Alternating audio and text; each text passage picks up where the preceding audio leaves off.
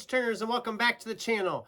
I'm Matthew, the man with a hat who reads, and we are looking back at the month that was. This is my January 2025 wrap-up, also known as the month of perpetual disappointment. It wasn't a great month. We're going to break into all of that right away here, talk about all the books I read and why some of them just didn't work for me, and all sorts of fun stuff like that. So let's dive on in with some statistics. We always like to start with that. We read 10 books in January. That was down 3 from last year, which is fine because we cut our goal down considerably this year. We cut our goal by 20 books. So if we're a little less, it ain't going to matter. We're probably going to be behind the whole year, let's be fair. That brings the year-to-date total to 10, down 3 from the previous year when we were at 13. Big surprise. Before we get into the books, let's talk about a little writing update. How is my writing progress going? That was one of the main reasons I cut the reading goal down this year, was to do some writing. And my writing progress is 0. Zilch, nada, nothing. Like I said, perpetual disappointments. I did some thinking on some ideas. I had some ideas I had put away a long time ago that I was thinking a lot about and fleshing out some ideas. So hopefully we can get into actual writing at some point here this month. Be nice, wouldn't it? But yeah, it's still in the back of my mind that I want to do more writing this year, and I'm going to be doing that. I just need to have at it. So like I said, thinking about things is a nice help, though. It kind of helps you develop those ideas a little bit more so that when you actually sit down to write, you can just go. So let's talk about the books. So first off, the ones we didn't get to. I never did get to Jonason's 100-Year-Old Man Who Climbed Out the Window and Disappeared. This book is getting to be like there was one a few years ago that I kept on putting it off. And this has now become that book, because this is like the third time I got through a month there was on the TBR and I didn't even crack it open. So I want to read it. I just haven't had time to do it. As of now, because of Fantasy February and Mystery March, I'm going to shove this probably back to April or May. But I am going to read it. It's still going to happen at some point. I just don't know when.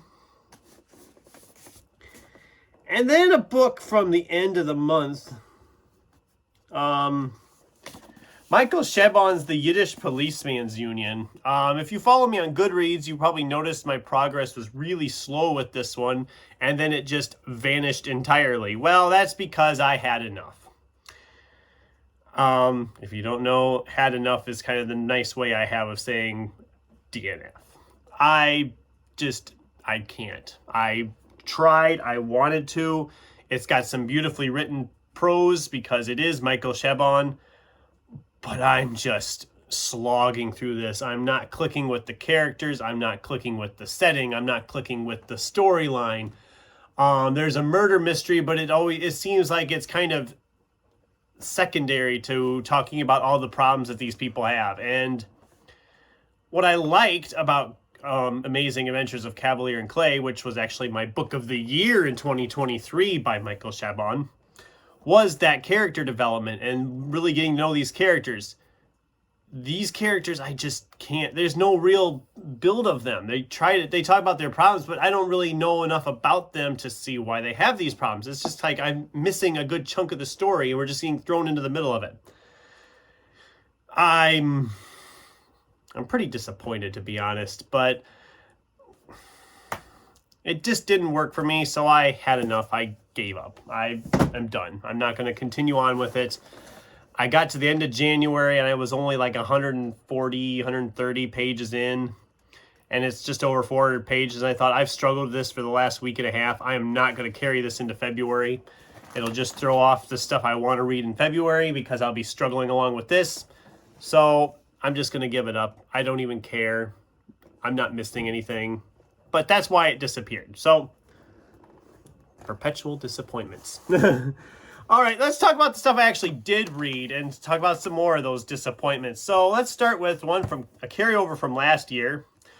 Larry Correa's Monster Hunter Alpha. This was the third book in his Monster Hunter International series, and I thought it was fine. If you know me at all and you know this channel, you know I loved the first two books. They were both 5-star reads, so I was very excited to dive back in. And this is really good. This was a 4-star read, but we don't... we spent the first two books setting up this story and focusing on these same characters. And now this third book, one of our minor characters is now the main character. We're in an entirely different place. We're in an entirely different plot. And some of their stuff is just kind of mentioned in passing. I'm like, what happened to the narrative we were telling that we've now traded for this? This isn't bad, but it just felt out of place. It'd be like if you were reading Harry Potter and you read Harry Potter and the Sorcerer's Stone, Harry Potter and the Chamber of Secrets, and then the third book was about Ron and his family on their vacation in Egypt that they briefly talk about at the beginning of the third book. And that was the third book. You're going to be like, what does this have to do with anything? Why are we here? And that's kind of how I felt with this. I enjoyed it, but it just felt like, it felt out of place. It felt like we were just like saying, oh, whatever, we got to follow these characters for a while now. And I'm like, why? I want to know what's happening with my main characters. That's why I really liked the series. But still really good. And maybe some of the stuff that happens in here comes back into play in the fourth book. I don't know. I'm curious to continue on because I do love this series still. It's just this was a little bit of a disappointment with how it played out. Then we read Kevin Wilson's The Family Fang. I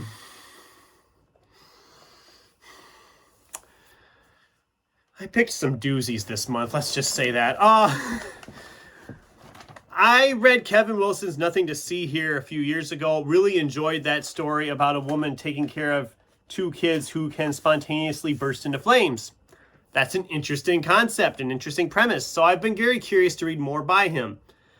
I read a follow-up book here a couple years ago and did not care for it as much. And then this one, I think is like his first novel. Maybe not. I got to get through all the... Yeah, first novel. I gotta get through all the praise. There's like 4 pages of praise for this book. And I don't get it. So this family, the parents are raising their kids and they like to like pull it on these big performative art type things just to try to like convince, just like really make people's days with these really strange ideas, these strange little presentations they put in, and they're dragging their kids into this, and their kids end up very messed up with mentally and just with all this that's happened to them as they were growing up.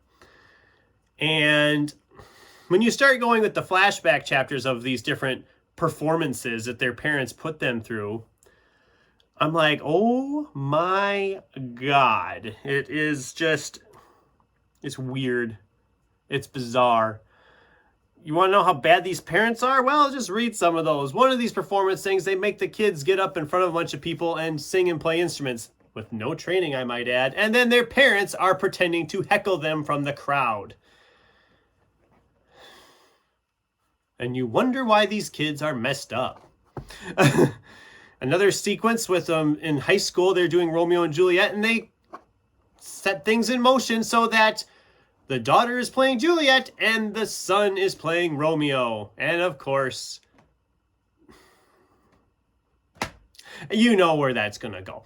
I was just, it's got its quirky humor moments, but it's just so, it's almost too quirky at that same thing. It's just a weird read. It was a 3-star for me. I don't ever have to read this again.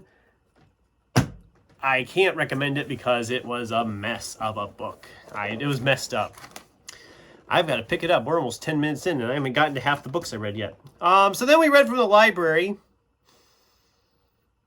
Jennifer Lynn Barnes, The Brothers Hawthorne. This is a sequel to her Inheritance Games trilogy. I really loved that trilogy when I read it last year. All 3 books were 5-star for me. This is more of a spin-off focusing more on the brothers instead of on our main character from the first 3, Avery. It's fine.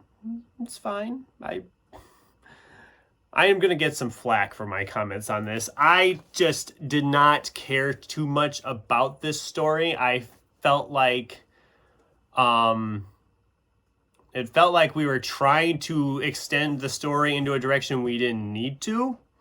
Um there's another book I know called The Grandest Game, which I think is the first in another series that kind of spins off. But we teased that at the end of the third book of the trilogy, and then we tease it again in this book, and it's like, just go to that book.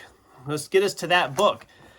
It was a 4-star for me. It was fine, but when I compare it to the other three, it was the lesser of the series. I'm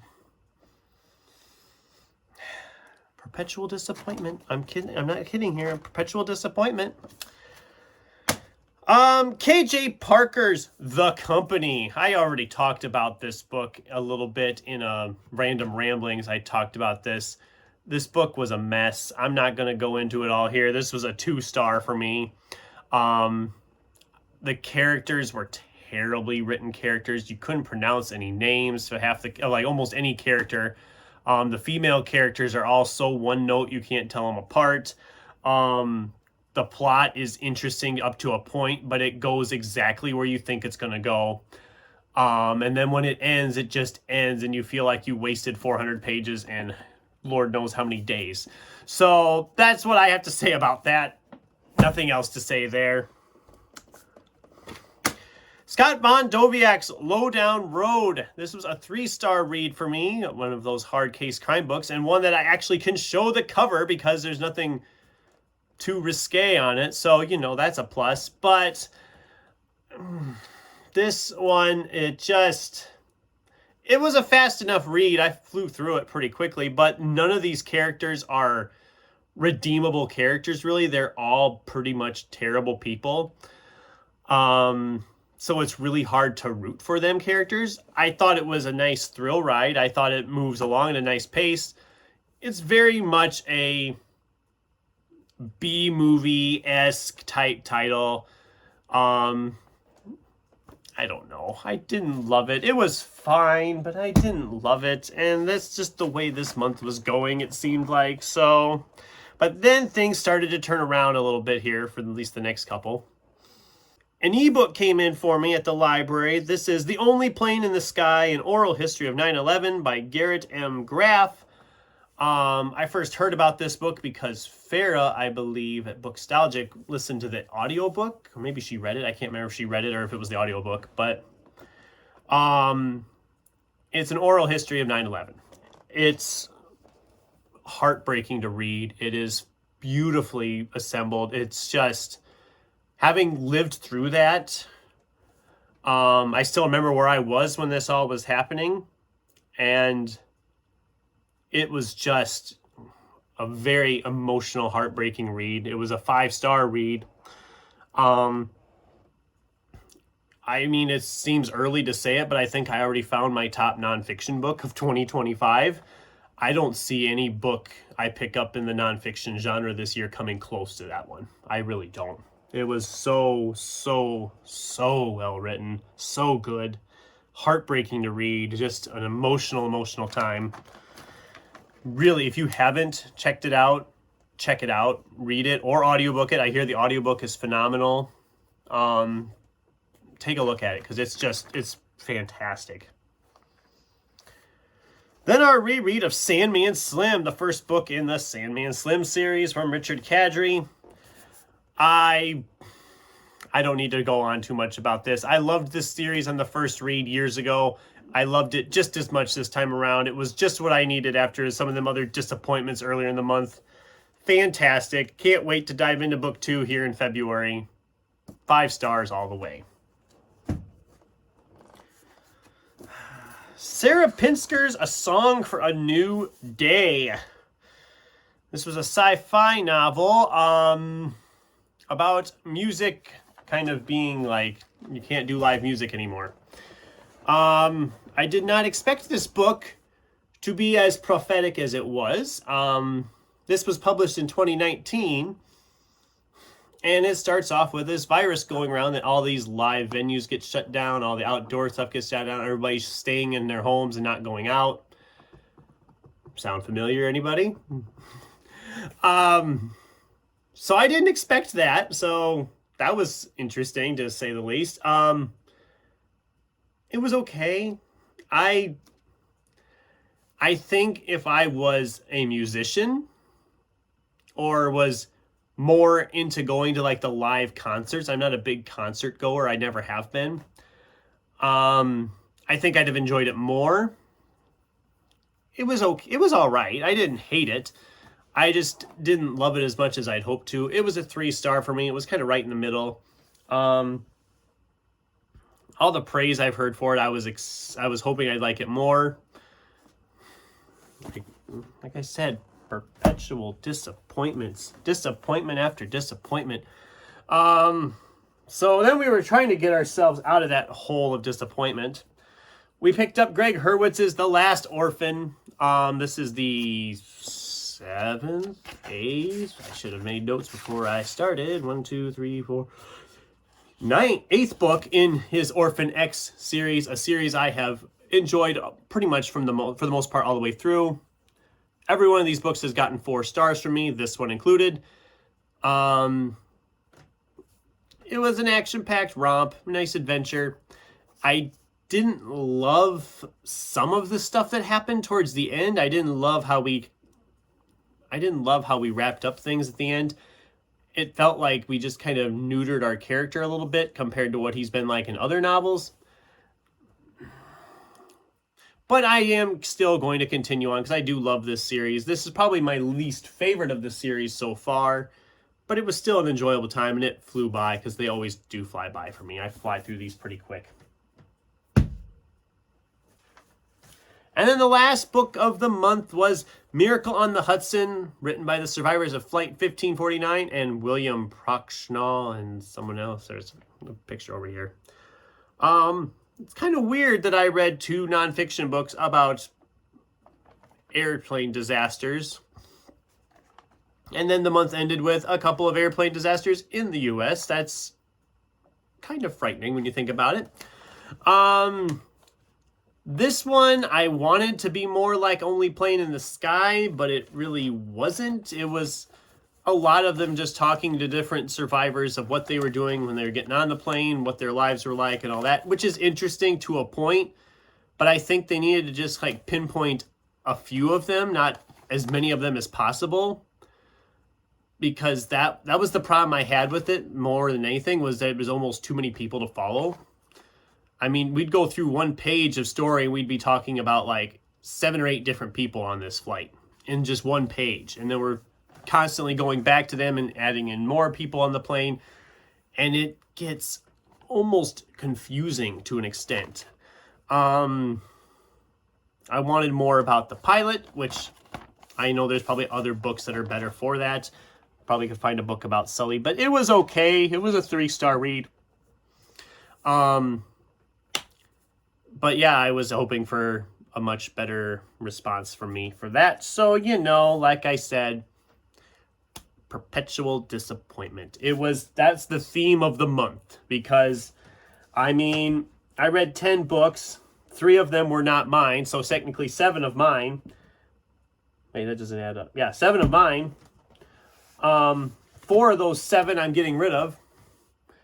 And of course, the one I DNF'd, HE'd, whatever you want to call it, that one I'm not keeping either. So I'm getting a good start on refilling my bag to take back at some point when my book buying ban ends. So that's the video. I'd love to hear what you guys think. Was I being harsh to some of these books? Was I being unfair to some of these books?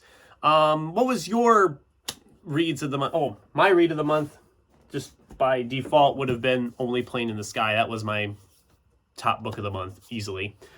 But yeah, I'd love to hear, what was your book of the month for January? And did you have any perpetual disappointments, it seemed like? I'd love to hear from you in the comments down below. Thanks for watching, and until next time, keep turning pages.